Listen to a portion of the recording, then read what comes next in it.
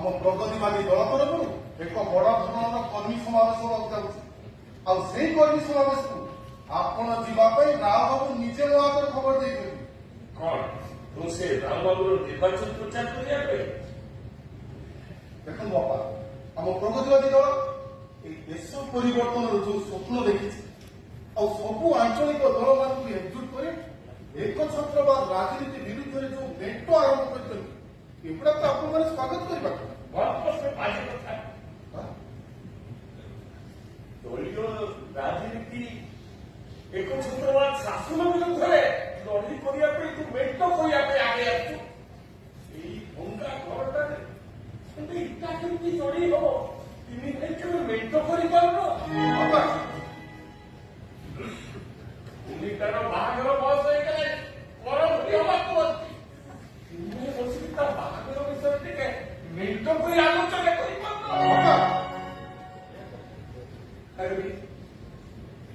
ମାଟା ତମର ଏତେ ବୁଢୀ ହେଲା ପରେ ବି ତମମାନଙ୍କ ପାଇଁ ଖଟି ଖଟି ମରୁଛି। ତିନି ଭାଇ କେବେ ବସିକି ଚିନ୍ତା କରିନ କେମିତି ହାରାଲ ପାଇବ? ତିନି ବସି କେବେ ମେଣ୍ଟ କରିପାରୁନ? ଦେଖନ୍ତୁ ବାପା, ଦେଶକୁ ଦାୟିତ୍ୱ ଏକା ମୋର ନୁହେଁ। ଏ ଘରେ ତ ଅନ୍ୟମାନେ ରହୁଛନ୍ତି। ଆପଣ ବଡ ଭାଇ କିଛି କହୁନାହାନ୍ତି, ହେମନ୍ତକୁ କିଛି କହୁନାହାନ୍ତି। ସେମାନେ ତାଙ୍କ ଦଳ ପାଇଁ ରାତି ଦିନ କାମ କରିବେ। ମୁଁ ଏକା ଘର ଦାୟିତ୍ୱ ନେବି। ଦେଖନ୍ତୁ ବାପା, ମୁଁ ଏକା ଏ ଘର ଦାୟିତ୍ୱ ଆଉ ନେଇପାରିବିନି। ସେମାନଙ୍କୁ ବି କୁହନ୍ତୁ, ସେମାନେ ବି ଘର ଦାୟିତ୍ୱ ନିଅନ୍ତୁ। ବସନ୍ତ, ତୋ କଥା ତୁ ଚିନ୍ତା କର। ତୁ କଣ କରିବୁ ନ କରିବୁ ସେ ଅଧିକ ତୋର ଅଛି। ଆଉ କାହାକୁ ଆକ୍ଷେପ କରିବ ତୋ ଦୋଷ ଅଧିକାର ନାହିଁ। ଦେଖନ୍ତୁ ଭାଇ, ଯେତେ ଯାହାହେଲେ ବି ଆପଣ ଏ ଘରର ବଡ ପୁଅ, ଆଉ ଏସବୁ ଦାୟିତ୍ୱ ଆପଣଙ୍କର। ଆଉ ସେ ସମ୍ମାନ ତ ମୋର ଦରକାର ନାହିଁ। ମୁଁ ସିଧା ସିଧା କହିବି, ମୁଁ ରାଜନୀତି ଛଡା ଆଉ କିଛି ଦାୟିତ୍ୱ ନେଇପାରିବିନି, କିଛି କରିପାରିବିନି। ଭାଇ, ଆରେ ତମେ ଦି ଜଣ କେହି କିଛି ଦାୟିତ୍ୱ ନେବା ଦରକାର ନାହିଁ, କେହି କିଛି ବୁଝିବା ଦରକାର ନାହିଁ। କାହିଁକି ନା ତମେ ଦିଟା ରାଜନୀତି କରୁଛ, ଦଳୀୟ ରାଜନୀତି। ତମ ଦଳର ଭୋଟ କେମିତି ବଢିବ, ତମ ନେତାଙ୍କ ଲୋକପ୍ରିୟତା କେମିତି ବଢିବ, ତମ ଦଳ କେମିତି କଳେ ବଳେ ଚଳେ ସରକାର ଗଠନ କରିବ, ତମ ନେତାମାନେ କେମିତି କୋଟି କୋଟି କୋଳା ଟଙ୍କା ରୋଜଗାର କରିବେ, ଏଇ ନିଶା ତମମାନଙ୍କୁ ବାହାରିଥିବେ। ଏ ବୁଢା ବାପାଟା, ଏ ମା, ଏ ଘର, ଏ ଭାଇ ଭଉଣୀ, ଏସବୁ ତମ ପାଇଁ କିଛି ନୁହେଁ, କିଛି ନୁହେଁ। ଆପଣ ଠିକ ଅଛି ବାପା, ଠିକ କଥା। ଇଏ ବଡ ଭାଇ ଆଉ ବଛା ଭାଇ ବୁଝେଇଛନ୍ତି। କୋଉ କଥା? ଏଇ ତମ ରାଜନୀତିର ନୀତି ଆଦର୍ଶ କଥା ଯାହା ବାପା ଏବେ କହିଲେ। ଆଉ ତମ ଦଳ ଆମ ଦେଶ ପ୍ରେମ ଦଳ, ଆମ ଦେଶ ପ୍ରେମ ଦଳ ତମ ରାଜନୀତି ଦଳରେ ତୁଚ୍ଛ ରାଜନୀତି କରିବ। ବାକି ଗାଁକୁ ସମ୍ମାନ, ଦେଶର ବିକାଶ ଆମ ଦଳର ମୂଳ ଲକ୍ଷ୍ୟ। ଆଉ ଇଏ ଭାଷଣଟା ରାସ୍ତାରେ ବୁଲୁଥିବା ପାଗଳ ମାନଙ୍କୁ ଶୁଣିବୁ କଥା ନୁହଁ। ହଉ ହଉ, ଯାଅ ଯାଅ, ଇଲେକ୍ସନ ସରୁ। ତମେ ପାଗ ହଉଛ କି କିଏ ପାଗ ହଉଛି ନିଜେ ଜାଣିପାରିବ। ଆଉ ଆସନ କରିବା ଦରକାର ନାହିଁ। ସେଇଗୁଡା ଆସନ୍ତା ଇଲେକ୍ସନରେ ଭୋଟର କହିବେ। ତା ଛଡା ତୋ ଭଳି ମୂର୍ଖକୁ ବୁଝେଇ କିଛି ଲାଭ ନାହିଁ। ହଁ, ପଢିତ ବିଦ୍ୟାଳୟ ଏ ହେମ କହିଲ। ଏବେ ତୁମେ କେତେ ଥର ମନା କରୁଛି ସେ ରାଜନୀତିରେ ନ ମାତିବା ପାଇଁ? ଅସୁବିଧା କଣ ବା?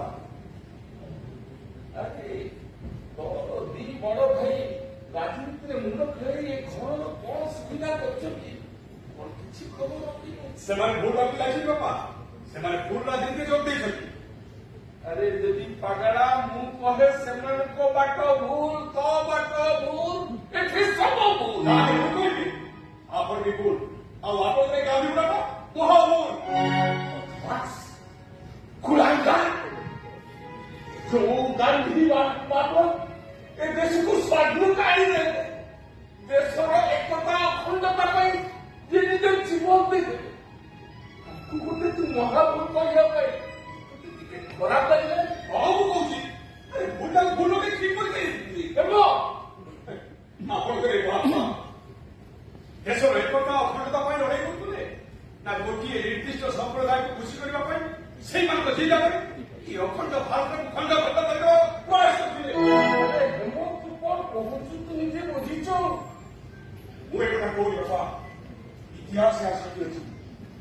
ଯେତେବେଳେ ବ୍ରିଟିଶ ପ୍ରଶାସକ ଲର୍ଡ ମାଉଣ୍ଟବେଟେନ ଭାରତର ନେତୃତ୍ୱ ମାନଙ୍କୁ ନେଇ କି ଅଖଣ୍ଡ আপনার খଣ୍ଡ କରିଦେବାର ନିଷ୍ପତ୍ତି ଗ୍ରହଣ କଲେ ସେଥିରେ ଆପଣ ଯାଇ ଗାନ୍ଧୀ ପଡ଼ା ସେଥିରେ ମୁକ ହବାର ଅଭିନୟ କରୁଥିଲେ ନା ଏ କଥାଟାକୁ ସହଯୋଗ କରୁଥିଲେ ଆରେ ସେ ମୋବାଇଲରୁ ଇତିହାସ ପଢି ପାଗଳ ଭଳି ପ୍ରୟାସ କରିବା ବନ୍ଦ ଏଭଳି ମହାତ୍ମାଙ୍କ ନାଁରେ ଏଭଳି ମିଥ୍ୟା ଅପବାଦ ଦେବା ପାଇଁ ତୋତେ ଟିକେ ଲାଜ ଲାଗିଲାନି ଲାଜ ସେମାନଙ୍କୁ ଲାଗିବ ନା ଯୋଉମାନେ ଆପଣଙ୍କ ପାଇଁ ଏରୁ କାପୁସ ହବାର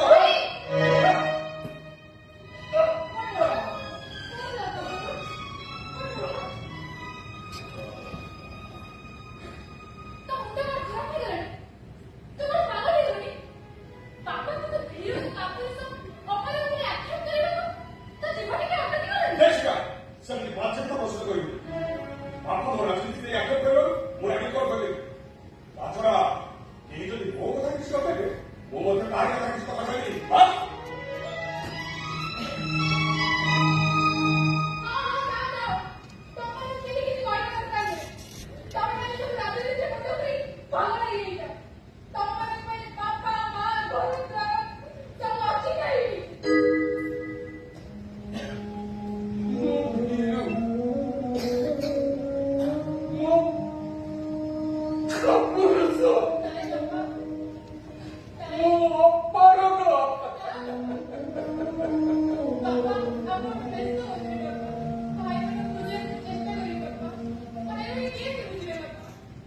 ନାଇଁ